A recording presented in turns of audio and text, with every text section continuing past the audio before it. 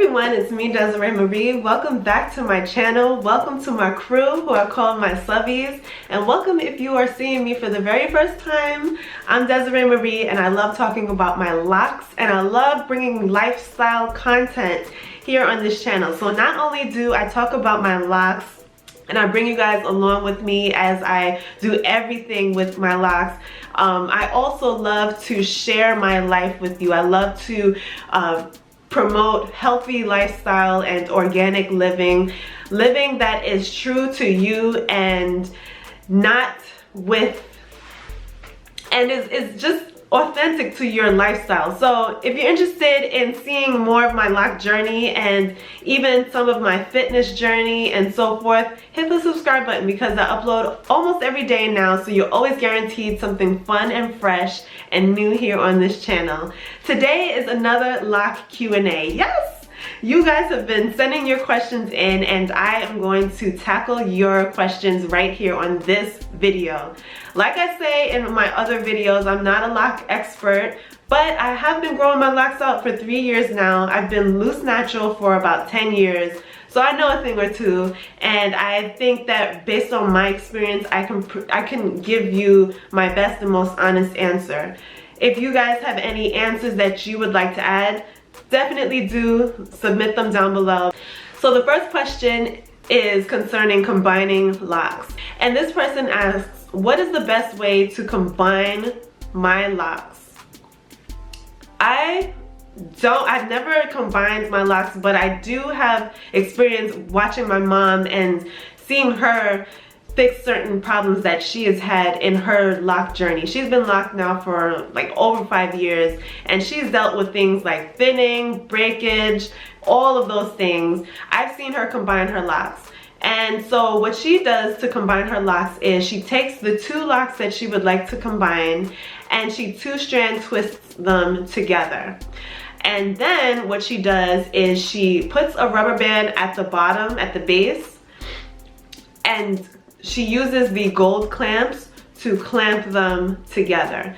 I know in my recent lock Q&A I talked about the gold clamps and how they can cause dents and just bumps in your locks. However, if you are trying to combine your locks, these gold clamps are actually really good because they hold the two locks that you're trying to bring together, they hold them together in a way that as you wash your hair and you maintain your hair as usual, you moisturize it, you wash it, you maintain it, what will happen is those two locks will start to create buzzing hairs and blend in together naturally, and with the help of the gold clamp they will stick together. So I think that's the best way to combine your locks. I don't have any experience with using tools. I just think that when you use the tools, they will kind of go against your best result. I think that just creating a two-strand twist, clamping it together, and leaving it just so is the best way, because over time you'll realize that the two become one. So I hope that that answers your question. If any of you watching this video has more experience concerning combining locks, let us know what you do and share so that someone can be benefited. Another question someone said is, what's up with the bumps and loops? So this person that's asking this question, I'm quite sure that you are still in your baby lock stage, meaning that you've just started your lock journey. You're probably within the first year and a half. And so your locks are starting to bump. They show like little bumps and loops and it's just taking on a weird shape. The reason for this is that your lock is developing. So you may have started your locks off with comb coils, two-strand twists, maybe even braids. And so what your hair is doing is, after some time of you moisturizing and washing your hair is starting to matte. So it mattes all over again after you introduce moisture to your hair. Your hair is matting and it's developing into a lock. And so while it's developing, it does show on the outside. So you will see loops, you will see bumps, But this is good because your matted hairs, the matted hairs that your scalp produces, or the matted hairs that your hair produces every single day, is filling in the entire lock in different places. So that's why you see bumps, that's why you see the loops. Your hair is developing on the inside, and soon enough you will see that the lock has a consistent shape, and that's how you know that your locks are finished with the looping and the bumping stage. But don't be alarmed, because this is all a part of the development stage. Your locks are cocooning, it's becoming something. Leave it alone, embrace it. I think it's beautiful. I love to see people with new baby locks and just the different transformation that their hair takes on. It's so cute, it's so beautiful. Sometimes I wish I can go back to that place. So embrace it, love it, and let it be. Don't constrict it, don't toil with it. Your locks are expanding and filling out, and it's now reaching its fullest potential. So leave it alone, don't touch it. All right, so one person said, I wash my locks every day and it still smells. What am I doing wrong? Wow, you wash your hair, what? Every day? Okay, so perhaps you wash it every day. You know exactly why you wash it every day, but first of all, I would recommend not washing every day, because you're actually stripping your hair of the natural oils that your scalp produces. So you may be drying out your hair, on top of the other issue that you mentioned, which is the hair smelling. So first of all, try not to wash so much. And second of all, try to introduce oils that help with the smell, that help to improve the smell. One oil that I strongly recommend is tea tree oil. Tea tree oil is an antibacterial is an antibacterial agent. It helps to freshen up the locks. Tea tree oil is an antibacterial. So what it does is it helps to freshen the hair and clean the hair. It also improves the smell of the hair. So if you are dealing with a smelly scalp or smelly hair, go ahead and create your own oil blend. And by that, I recommend trying to fill whatever spray bottle, whatever you've got, get a spray bottle and put some olive oil in it. Maybe do like 3/4 olive oil and also a few drops of tea tree oil. And if you like peppermint oil, you can introduce that as well, because peppermint oil is also a really good oil to use in order to just freshen up the smell and just the feel of your hair. Use that oil blend, use it, you know, in your spray. If you have a hairspray that you use, like a water spray that you use, try some drops of tea tree oil along with a carrier oil such as olive oil, avocado oil, coconut oil, and spray that on your hair. You know, spray it on your hair every day and see how that improves your hair, because most likely you are washing your hair and perhaps laying on it, or perhaps you're putting it into a ponytail, and so the ponytail is still wet while the rest of your hair dries out. It's still wet in the places that you're either laying on, you either have a headscarf on your hair or you have a ponytail holder. And so what happens is what continues to produce is mold, or even like a mildewy smell, just because your hair is still wet. So there's so many reasons why your hair may smell, but a winning solution is to introduce some oils into your hair routine that will help to freshen up your hair. And also, when you wash your hair, just allow it to fully air dry before you then, you know, lay on your head or put a ponytail holder on your hair. Leave it to completely air dry so that there are no wet pockets that cause mildew or, you know, mold or anything that you just don't want in your hair.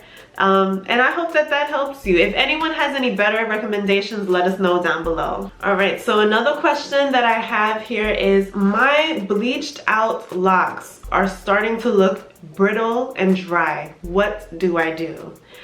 Wow, I am very, very sorry that you're dealing with this. And like you said, you already know that your locks are bleached out, so that means that you've been putting a lot of hair color, a lot of chemicals on top of your hair. And so now your locks are starting to show the results of the chemicals and the bad decisions that you made. Don't beat yourself up. We all do it at some point. We want to, you know, improve the look of our hair, so we put color in our hair. I was there with my loose natural hair. I actually colored my loose natural hair honey blonde. Absolutely loved the color. But what actually happened as I grew my hair out was that the ends that had the honey blonde color started to snap off and break. And so my hair started to break. It just didn't hold a nice style any longer. And so what I had to do was grow out my hair while maintaining, you know, moisture and sealing the ends with moisture, nourishing my hair with, you know, moisturizing products, and then eventually cut off the bleached out ends. So I would recommend trying the same thing out with you. First of all, don't touch another hair dye for a long time. Leave your hair alone. Don't try to bleach it. Don't try to put color on it. Just what you want to do in replacement for the dye that you put on your hair is pack it out with moisture. Moisturize the living heck, for lack of better words. Moisturize your hair, moisturize it, nourish it, give it all the love and tenderness that it needs, because right now it is showing that it's drying out because of the chemicals that was put on your hair. So because you dried it out with the dyes and the chemical agents, it's starting to dry out. What you need is to moisturize your hair. So pack your hair out with moisture. You know, try testing things out with different oil blends that you can try out at home.